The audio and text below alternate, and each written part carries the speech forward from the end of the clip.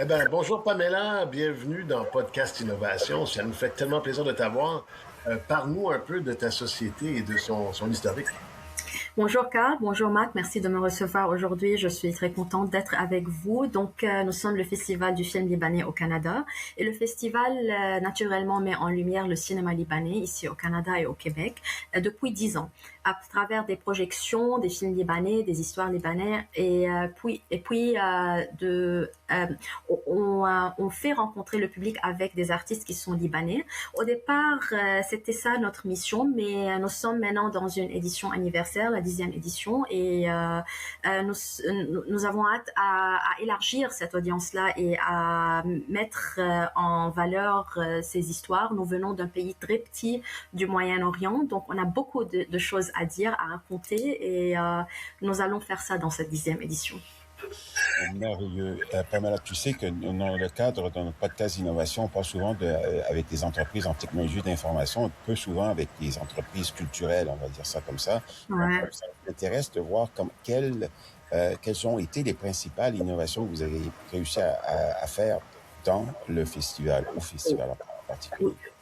Comme j'ai déjà mentionné, c'est la 10e édition, donc on a des choses nouvelles à offrir à l'audience libanais et québécois et canadien en même temps. Cette année, on a décidé d'élargir la conversation autour du cinéma. Bien sûr, les films restent le centre du festival, mais on sait que des conversations viennent après les projections et les films. Pour cela, on a développé des tables rondes, des discussions, des panels avec non pas seulement des Libanais, mais aussi des artistes locaux, canadiens, québécois, pour rassembler ces points de vue qui sont à la fois libanais et canadiens en même temps et bâtir des ponts dans ce niveau-là. C'est un beau défi que vous avez parce que c'est un domaine qui est quand même assez spécial, hein, le domaine culturel, puis les festivals de films. Vous avez dû avoir des idées d'innovation. Comment est-ce qu'elles sont arrivées, ces idées-là? Quel a été le processus pour que les idées arrivent? Oui, ces idées ont commencé d'une façon naturelle car on est sur une intersection qui est très intéressante maintenant. On est dans un développement technologique très intéressant. Je veux mentionner l'IA ici. Nous venons d'un secteur purement culturel, purement artistique. Donc l'IA peut-être est une conversation qui est un peu chaude maintenant. Et en même temps, nous sommes dans un temps où les réseaux sociaux ouvrent la conversation car les sociétés, les pays, les gens sont plus curieux de savoir c'est quoi l'autre, c'est qui sont ces gens-là à l'autre bout du globe. Ces développements-là qui peut-être qui semblent un peu différents, on se voit ici comme un festival dans un moment très important pour joindre ces développements-là et bâtir ces innovations. Très intéressant. Et l'innovation, elle joue un rôle évidemment très important dans les entreprises, de croissance pour plusieurs entreprises. Et ce qui nous intrigue à savoir, à Carl et à moi et à nos auditeurs, c'est de comment justement, quel a été le rôle de l'innovation au sein du festival pour sa croissance? Peut-être si on vient d'un secteur de purement business, la croissance peut être définie par combien on vend de billets, combien de personnes il y a dans la salle et tout ça. Donc, on peut parler de la vente, mais la croissance pour nous comme secteur culturel et artistique, c'est plutôt ces conversations qui se passent durant nos activités. Quand on voit que les gens qui sont locaux, québécois, canadiens, qui ne sont pas libanais, qui sont ouverts sur ces conversations-là. Donc, c'est ici la croissance, qu'on dit qu'il y a une vraie croissance, car c'est une validation que notre mission a réussi. Donc oui, on vend des billets, mais aussi on fait ces conversations-là. C'est intéressant parce que ça montre aussi les opportunités que vous avez su implanter pour profiter de cette congrégation de gens. Mais pour le futur, qu'est-ce que tu vois comme opportunité dans votre boîte?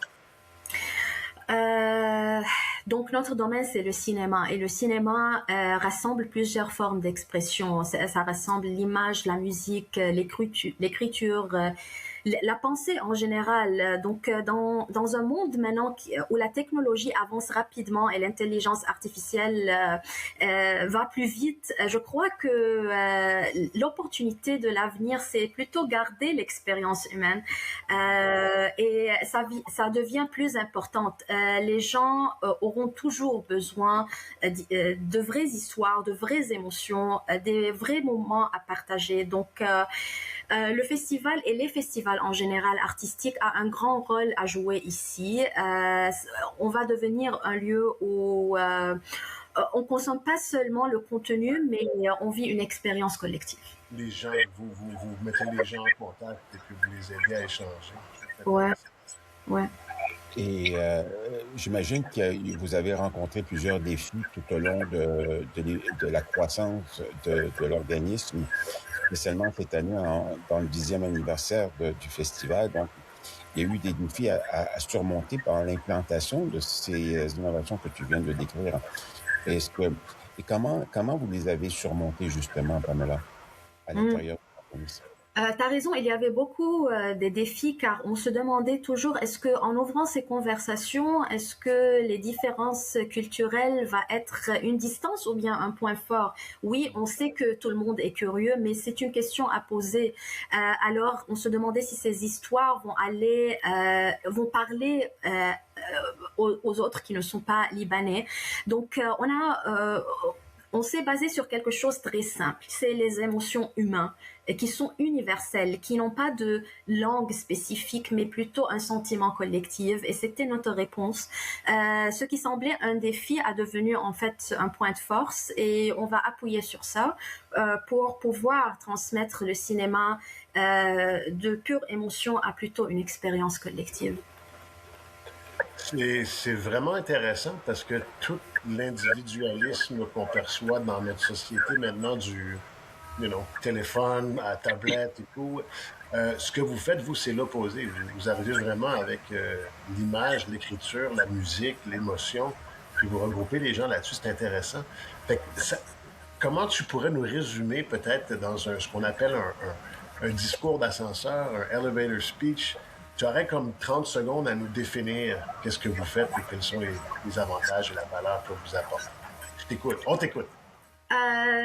Nous sommes un espace de partage où tout le monde peut s'exprimer.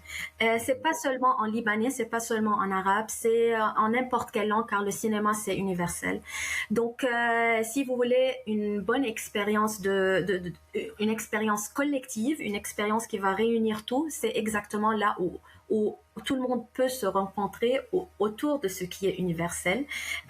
Donc, si même vous n'aimez pas le cinéma particulièrement, mais en général, l'art joint tout. Donc, c'est vraiment l'espace où on vous invite à venir pour partager avec nous ce qui est humain et ça reste humain, toujours humain.